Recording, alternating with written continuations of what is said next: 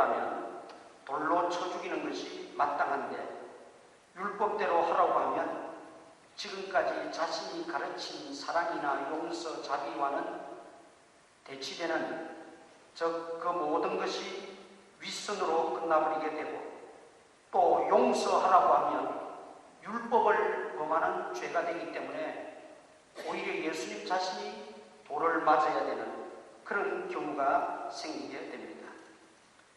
그래서 아주 이 난해한 문제를 가지고 예수님을 책잡기 위해서 지금 이 사건을 벌였다고 이야기하고 있습니다. 사실 둘 중 어떤 답이 돌아오더라도 바리새인 서기관들은 돌로 칠 기세였습니다. 가늠한 여인은 현장범인이 돌로 치려고 했고, 만일 예수님이 율법을 어기고 율법을 범하면 또 역시 돌을 칠 기세였다는 말입니다. 자, 이런 살벌한 가운데서도 주님은 조용히 앉으셔서 손가락으로 땅에 글을 쓰셨다, 그렇게 말하고 있습니다.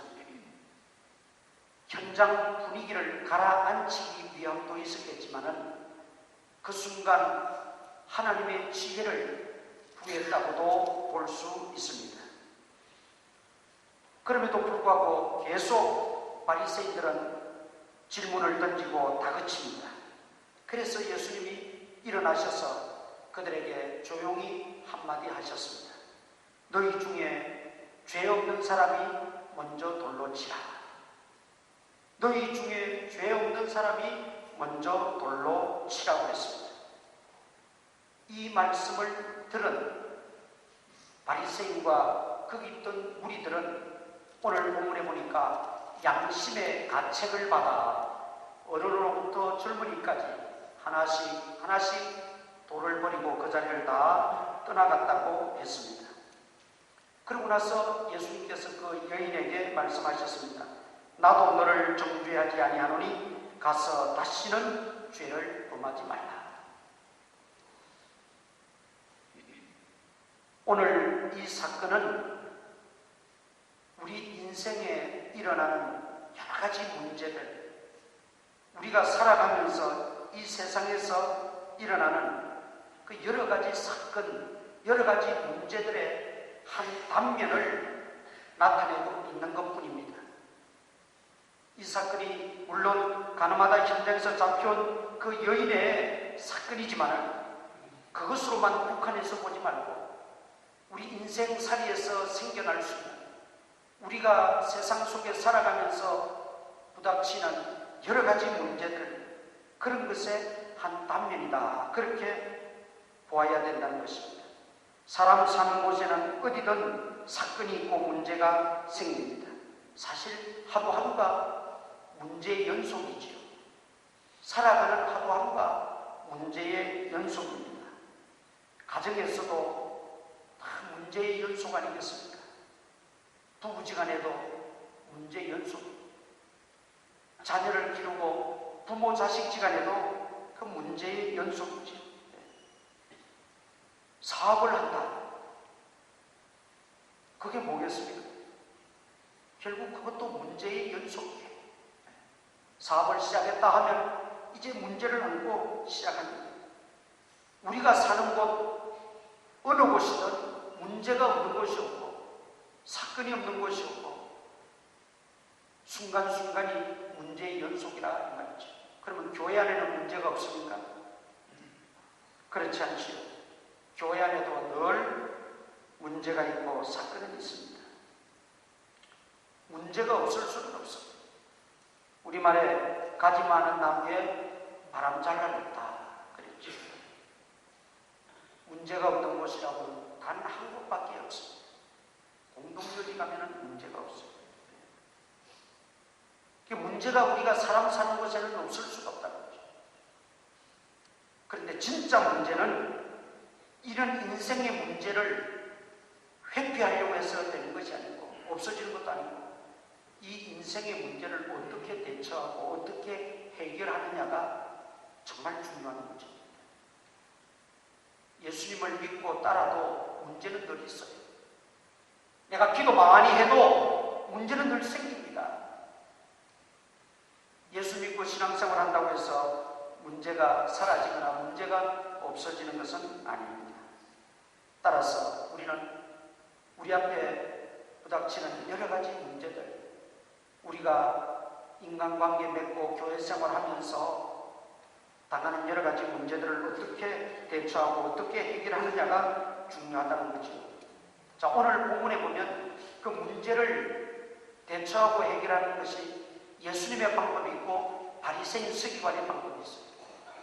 바리새인 서기관들은 큰 소리를 치면서 돌 들고 죽이겠다고 미워하고 고발하고, 오늘 본문에 보니까 정죄하고 말이죠. 원수 맺고 이렇게 살아가고 이렇게 문제를 해결하려고 합니다. 여러분 얼마나 피곤하겠어요. 그렇게 살고 그렇게 문제 해결하려면 얼마나 피곤하겠어요. 그런데 예수님처럼 돌을 내려놓고 조용조용히 사랑하면서 해결하는 방법도 있습니다. 여러분의 선택에 달린 것입니다. 우리가 예수님을 믿는다는 것은 예수님의 제자로 살아가는 것입니다. 그런데 가만히 보면 예수님의 제자가 아니라 바리새인의 제자로 살아가는 경우가 너무 많습니다. 그리스도인이라면, 또 그리스도의 제자라면 주님과 같이 그런 같은 언어, 같은 생각, 같은 판단, 같은 사랑을 가지고 우리가 살아가야 합니다. 그런데 우리는 어쩌면 바리새인의 제자같이 정죄하고 미워하고 돌을 들고 죽이려고 하고 있죠. 이것이 오늘 본문을 통해서 우리 속에 조금이라도 그런 것이 남아있다면 이제 다 해소해버리고 진정한 예수님의 제자로서의 회복이 있기를 축원합니다. 이제 말씀을 통해서 우리가 예수님의 제자로 좀 돌아가야 돼요. 제자리를 찾아야 돼요. 바리새인들이 흥분이 돼서 큰 소리로 막 고발을 하고 돌을 들고 막 지금 치기 직전입니다. 그런데 주님이 조용하게 앉으셔서 무슨 글을 쓰고 계셨습니다. 뭐 우리가 무슨 글을 썼을까 거기에 관심을 가질 필요가 없어요. 그게 중요한 게 아니에요. 그럼에도 불구하고 계속 바리새인들은 다그칩니다. 오늘 본문에 보니까 계속 물었다고 했어요. 계속 예수님에게 대답하라는 거죠. 그래서 일어나셔서 하신 말씀이 너희 중에 죄 없는 자가 먼저 돌을 치라. 그 말씀을 했죠. 예수님이 이 말씀하실 때 뭐 크게 떠들듯이 그렇게 말씀하시지는 않았을 거예요. 그저 바리새인 서기관들을 응시하면서 조용조용하게 그렇게 말씀을 하셨겠죠. 조용히 말씀하셨는데도 이 작은 음성이 귀로만 들리지 않고 심령에 꽂혔습니다. 귀로만 들리고 한 귀로 듣고 한 귀로 흘려버린 말씀이 아니라 예수님의 그 조용조용한 말씀이 귀를 통해서 심령에 꽂혔다. 가슴을 울렸어요. 그래서 그들은 쥐고 있던 돌을 다 버리고 하나씩 하나씩 떠나갔습니다.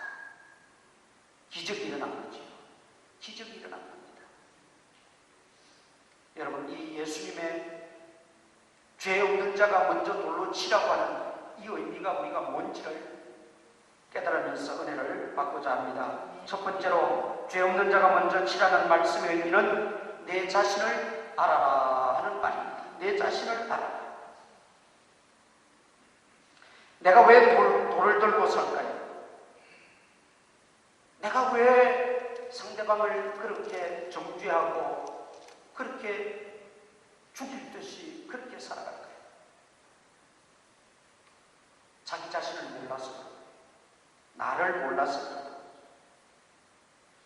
우리는 남은 잘 아는데 자기 자신은 너무 몰라요. 여러분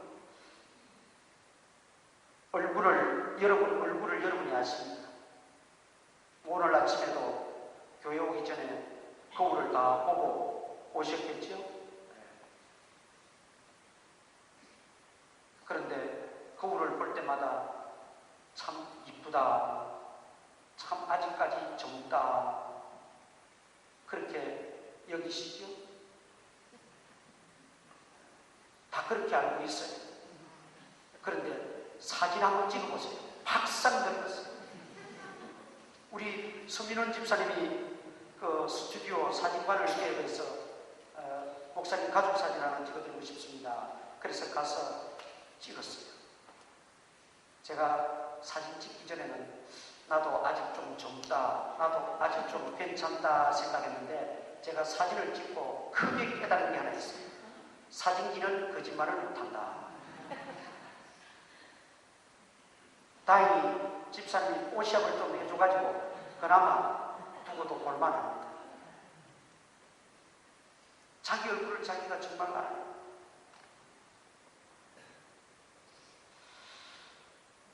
내가 돌을 들고 정죄하고 죽일 듯이 소리치면서 달려드는 데는 나를 모르기 때문입니다. 내가 나를 모른다. 남은 어떻게 그렇게 잘 아는지 나는 나를 정작 모르고 있다는 거지. 예수님께서도 남의 눈에 뒷걸음을 보면서 내 눈에 덜보는 깨닫지 못하는 것을 우리에게 경고하셨습니다. 이게 문제라는 거죠. 주님께서 죄 없는 자가 먼저 돌로 치라, 이 말씀은 달리 그것을 표현한 내 자신을 돌아보라는 겁니다. 내 자신을 알아라는 것입니다. 그래서 오늘 이 말씀을 통해서 여러분, 나 자신의 실체를 다시 한번 돌아보고 발견하는 시간 되시기를 바랍니다. 나를 모르고 다른 사람만 보이고 다른 사람만 판단하고 다른 사람을 향해서만 큰 소리 치면 문제는 해결되지 않고 늘 피곤합니다. 죄 없는 자가 먼저 치라는 두 번째 말씀은 하나님을 의식하며 살아라 하는 뜻입니다. 우리가 왜 돌을 들고 삽니까? 하나님을 의식하지 못해서 그렇습니다. 하나님이 안중에도 없어요. 하나님을 전혀 두려워하지 않는다 이 말이죠. 우리 장로교회 창시자 칼빈이 주창한 유명한 말이 있지요. 호람데오라는 말입니다. 라틴어인데 호람데오라는 말은 호람, 얼굴 앞에서, 데오, 하나님 얼굴 앞에서 라는 이 구호를 자주 사용했고 설교할 때마다 외쳤고 그렇게 살기를 권면했습니다. 하나님 얼굴 앞에서 살아라는 것이죠. 하나님을 의식하며 살아라는 말입니다. 하나님이 내 앞에 계신데도 우리는 하나님을 잊어버린 채 살아갈 때가 너무 많습니다. 심지어 의도적으로 하나님을 의식하지 않고 말하고 판단하고 살아갈 때도 있습니다. 내가 형제를 향해 큰소리치고 미움의 돌을 들고 있을 때 하나님이 내 귀에서 나를 향해 심판의 돌을 들고 계시다는 것을 우리가 알아야 합니다. 여러분, 우리가 하나님의 법대로 하나님이 하시고자 하는 대로 처리했더라면 살아남아 있을 사람이 한 사람도 없어요. 저부터 다 죽고 말았을 거예요. 다 정죄받고 다 심판받고 말았을 겁니다. 그런데 하나님의 은혜로, 십자가의 은혜로 우리를 긍휼히 여기시고 우리 죄를 다 용서하시고 하나님의 자녀 삼아주신 것 아닙니까? 우리가 그 하나님을 의식하고 기억한다면, 그 하나님의 은혜를 우리가 생각한다면 우리의 모든 생각도 판단도 그 하나님 은혜 안에서 살고 그 하나님 은혜 안에서 문제 해결하고 그 하나님 은혜 안에서 인간관계도 맺고 그 십자가 은혜 안에서 모든 문제를 해결해 나가야 될 것입니다. 하나님을 의식하며 살아야 합니다. 나 같은 죄인을 구원해 주시고 나 같은 죄인을 용서하시고 심판하지 아니하시고 죄를 제대로 갚지 아니하시고 나를 하나님의 자녀 삼아 주신 그 하나님을 기억하고 그 하나님을 의식하며 살아가야 합니다. 저는 TV에서 동물의 왕국이 나오면 그건 꼭 제가 봅니다. 동물의 왕국. 한 번은 보니까 그 수사슴끼리 막 싸워요. 왜 싸우는지는 모르겠어요. 두 마리가 싸우는데 진짜 좀 치열하게 싸우더라고요. 아니 저 사슴도 저렇게까지 싸우나 할 정도로 그때 처음 알았어요. 저는 싸우는 얼마나 치열하게 싸우는지. 그런데 카메라 앵글이 싹 돌아가는데 보니까 사자 한 마리가 그 싸우는 수사슴 싸우는 걸 다 보고 있는 거예요. 그러면서 점점 가까이 수사슴 가까이 오는 거예요. 그리고 어느 시점에서는 납작 엎드려가지고 소리도 나지 않게 살금살금 화합까지 왔어요.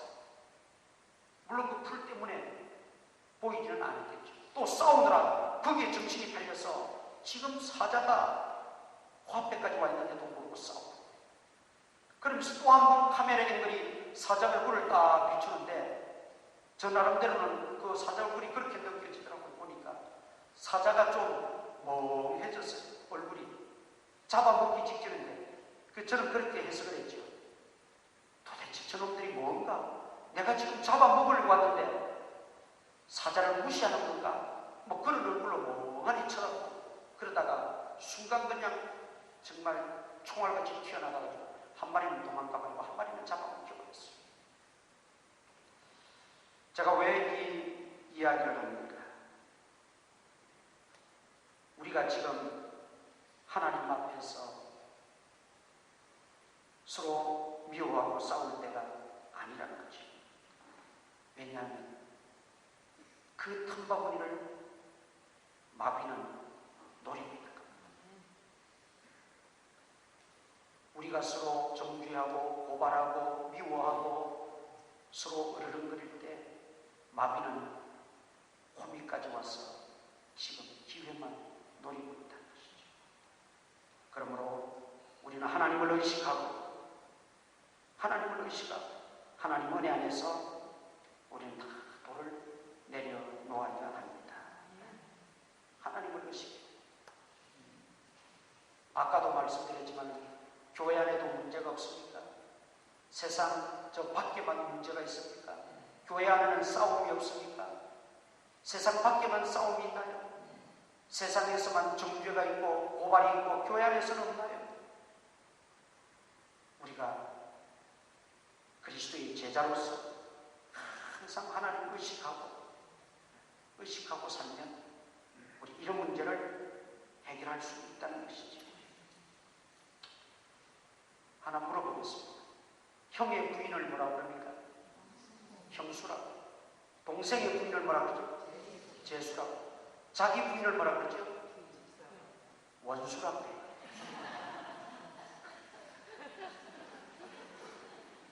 자기 남편은 뭐라고 그러잖아요? 왼수라고 해요. 우스개 이야기지만은 집안 식구가 원수고 같은 교회 다니면서도 그렇게 지내고 우리가 그렇게 할 필요가 없다는 거죠. 모두 다 돌을 다 내려놓아야 합니다. 하나님 의식하면서 하나님의 그 은혜 안에서 우리가 다 내려놓을 수 있다는 거죠. 하나님은 우리를 어떻게 살려주셨어요? 하나님은 어떻게 우리를 구원해 주셨어요? 하나님께서 지금까지 나를 어떻게 지켜주시고 인도해 주셨어요? 그 하나님의 은혜 생각하고 다 우리 내려놓을 수 있다. 죄 없는 자가 먼저 치라는 이 말씀의 세 번째 의미는 이웃에 대한 평가를 다시 한번 해보라는 겁니다. 상대방에 대한 평가를 다시 한번 내려보라는 것이죠. 꼭 저 사람만 잘못입니까? 나는 다 옳습니까? 꼭 저 사람만 죽을 죄를 지었습니까? 나는 그러면 정말 흠도 티도 없이 깨끗하단 말입니다. 그리고 문제 해결을 하는 데 있어서 꼭 이 방법밖에 없는가 한번 생각해 보라는 거죠. 가늠한 여인을 가운데 두고 바리새인의 눈으로 보면 그 여인에 대한 용서의 가치가 없어요. 죽어 마땅하죠. 돌로 쳐야 됩니다. 다른 방법이 없어요. 그런데 똑같은 대상인데 주님은 달랐죠. 주님은 달랐어요. 한 번 더 대화할 수 있고 한 번 더 용서할 수 있고 돌을 내려놓고 접근할 수 있었어요. 이것의 차이입니다. 상대방에 대한 평가, 이웃에 대한 평가를 다시 한 번 더 내려보라. 이 의미가 먼저 죄 없는 자가 먼저 돌로 치라 하는 이 말씀이라는 거죠. 어느 교회 유치부에서 발표회를 하게 됐어요. 그 발표할 때 이제 이렇게 아이들에게 배역을 줘서 연극을 이렇게 하게 하지 않습니까? 호랑이와 토끼 이야기였어요.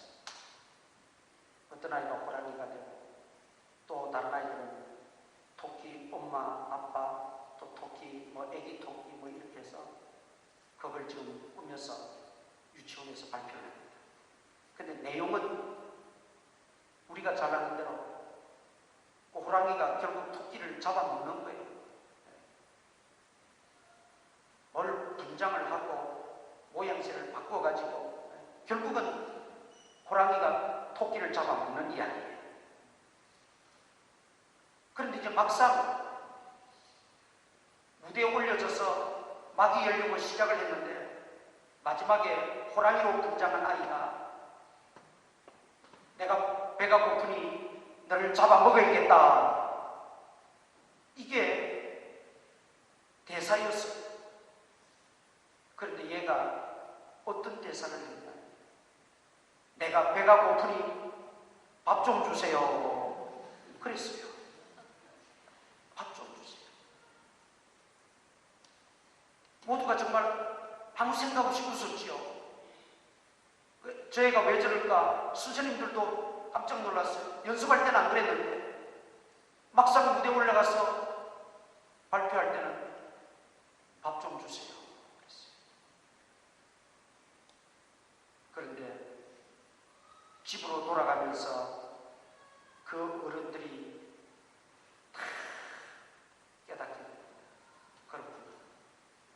어른들의 머릿속에는 호랑이 토끼 이야기만 나오면 결론이 어떻게 됩니까? 잡아먹어야 돼요. 잡아먹히고 잡아먹는 이야기 그것밖에 없어요. 와, 그걸로 맞죠. 그런데 이 어린아이 속에는 상생의 원리가 들어있습니다. 윈윈 전략이 있어요. 왜 잡아먹어야 되느냐? 밥 좀 주세요 하면 밥 주고 배고픔을 면할 텐데.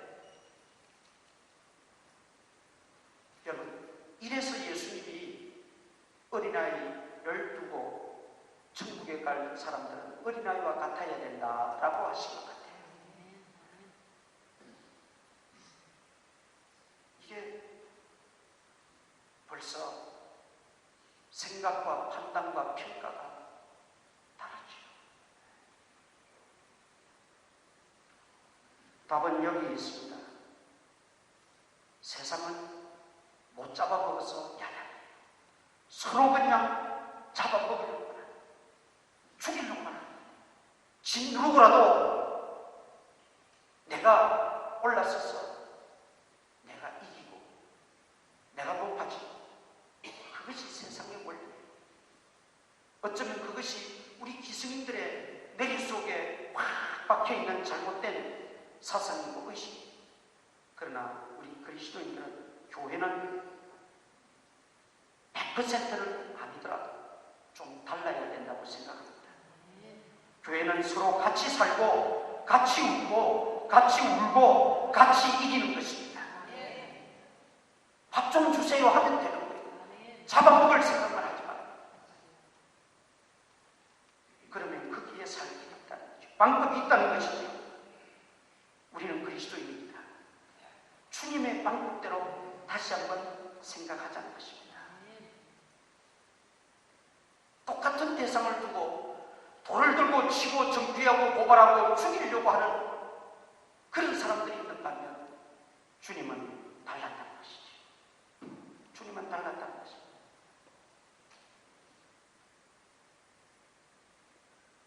주기도문 중에 예수님이 가르쳐 주신 그 주기도문 중에 나라는 표현은 하나도 없어요.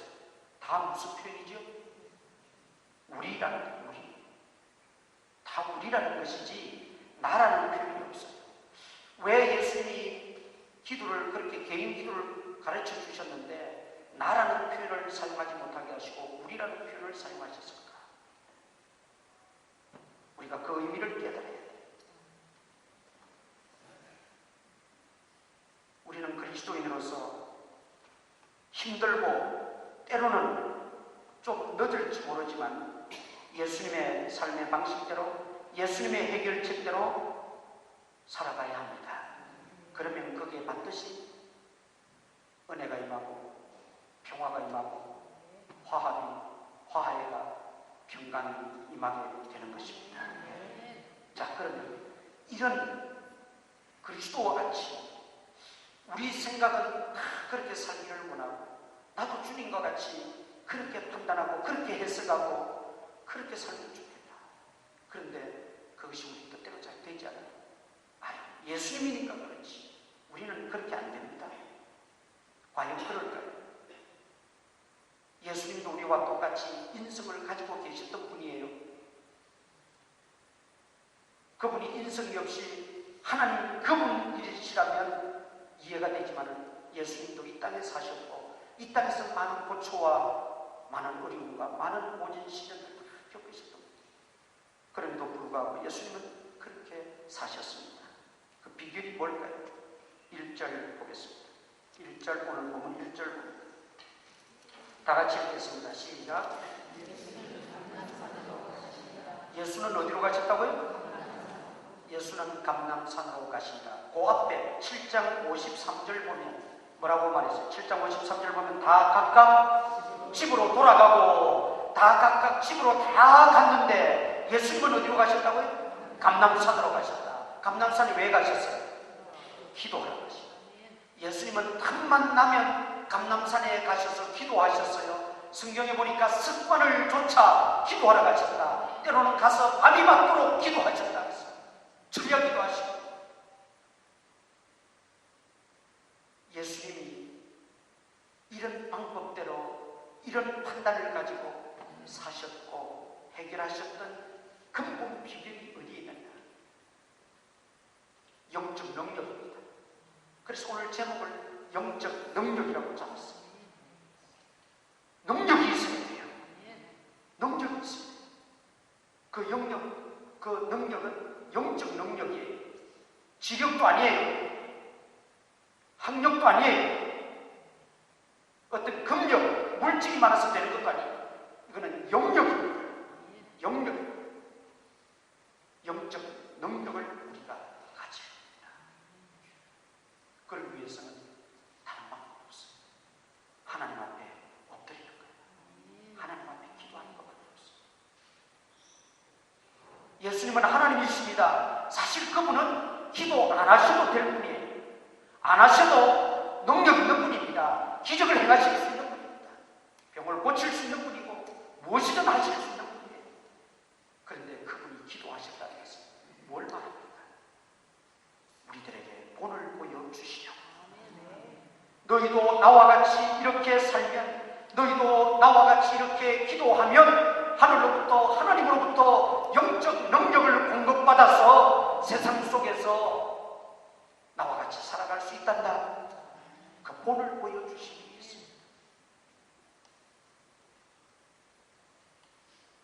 아까도 말씀드렸지만 부부지간에도 문제의 연속이에요. 자녀 기르는데도 문제의 연속. 자녀들이 부모 말 잘 듣습니까? 말로 키울 수 있다고 자신하는 사업하는 것도 인간관계도 교회 안에서의 같은 성도들끼리의 생활도 다 문제 연속이라고 말씀드렸죠.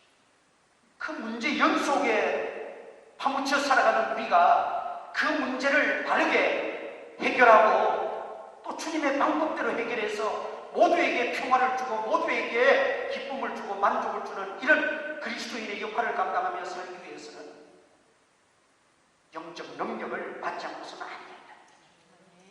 능력 있는 그리스도인들이 되어야 된다. 그것은 하나님 앞에 엎드리고 하나님의 도움을 바라는 것밖에 없어요. 기도하는 것밖에. 내 자신감, 내 경험, 내 지식 그거 가지고 되는 거예요. 그런 것 가지고 해결하려고 달려들다 보면 내 자존심만 더 상하는 거예요. 내 마음만 더 상처있고 더 아픈 거예요. 하나님의 능력을 받아서 하나님의 그 능력으로 해결할 수 있기를 축원합니다. 하나님의 능력은 넘치 못한 게 없습니다.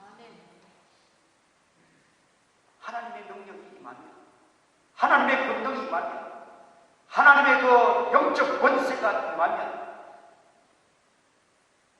내가 할 수 없다고 생각하는 것조차도 다 해결되어지고 내가 못하는 것도 해결되어지고 불가능한 것도 가능하게 되어지는 겁니다.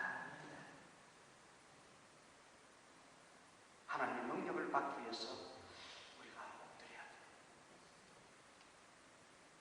꼭 무슨 목사가 되고 무슨 전도를 하고 무슨 선교사를 나가고 이런 사람만 하나님의 능력을 받아야 된다는 것 절대 오해입니다.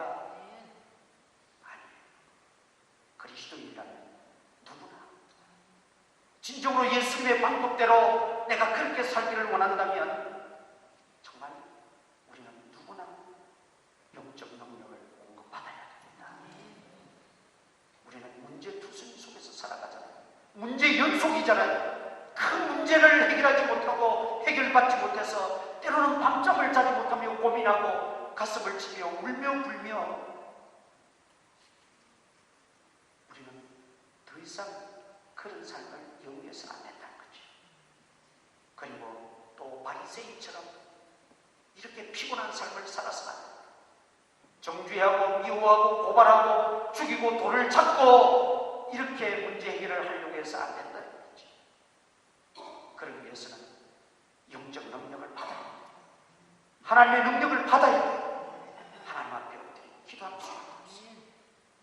아무리 자녀가 내 말을 안 들어도, 아니 옷길로 나가고 나의 뜻과는 반대로 가도 하나님 앞에 기도하고 맡기고 하나님의 능력이 임하면 그 자녀들도 다 돌아오게 돼요. 다 바로 서게 돼요. 세계 3대 성자 중에 하나인 어거스틴, 우리 기독교에 있어서는 예수님, 사도 바울 이후에 기독교를 굳건하게 세운 인물이 어거스틴. 그냥 헬라 라틴어 표현은 아우구스티스. 그런데 이 어거스틴이 자라면서 억지로 나갔어요. 더군다나 라마교라고 하는 그 이단 종교에 빠졌어요. 똑똑한 사람들이 이단 종교에 빠지면 더 무섭습니다.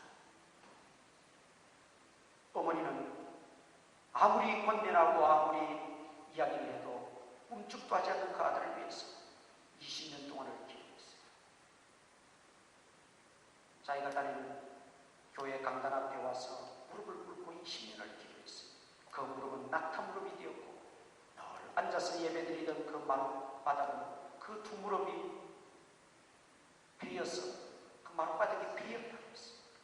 그리고 그 무릎은 낙타 무릎이 될 정도로 하나님 앞에 기도했어요. 20년 만에 돌아왔어요. 그리고 기독교의 위대한 교사, 위대한 전도자가 됐어요. 하나님의 능력이 아니고는 있을 수 없는 일이에요. 하나님의 능력이 임하지 않으면 감당할 수 없는 일이에요. 하나님의 능력이 아니고서는 해결할 수 없는 문제. 우리는 그래서 기도하고 하나님의 능력을 받아야 돼요. 교회 와서 기도하지 못하면 순간순간 기도하세요. 생활이 기도가 돼야 돼요. 눈을 뜨고 기도해도 좋아요. 일을 하면서 잠시 기도하셔도 좋아요. 할 수만 있으면 일소를 멈추고 조용하게 묵상하며 기도하면 더 좋겠지. 그때그때 생각날 때마다, 하나님의 은혜가 간절히 필요할 때마다, 답답하고 문제 해결이 되지 않고 인간의 방법만 생각날 때마다 하나님 앞에 기도하세요. 하나님, 내게 능력 주시고 우리 아이들에게 능력 주시고 우리 누구에게 능력이 임하셔서 이 문제가 하나님의 방법대로 하나님의 은혜 속에서 해결되어지게 하여 주시옵소서. 그 길밖에 없어요. 그리고 그 길만이 확실한 길입니다. 왜냐하면 하나님께서 만지시니까, 하나님이 해결해 주시니까 그 길만이 분명하고 확실한 길입니다. 그러므로 영적 능력을 우리에게 주셨다는 것, 가장 귀한 선물입니다. 가장 귀한 특권입니다. 가장 귀한 힘입니다. 여러분, 이것을 우리는 누리며 살아야 돼요. 하나님의 자녀의 권세는 바로 이런 능력을 우리에게 주셨다는 거예요. 이것을 우리가 다시 한번 회복해서 하나님의 능력에 붙잡힌 바 되어 살아가는 저와 여러분 되시기를 축원합니다. 기도합니다.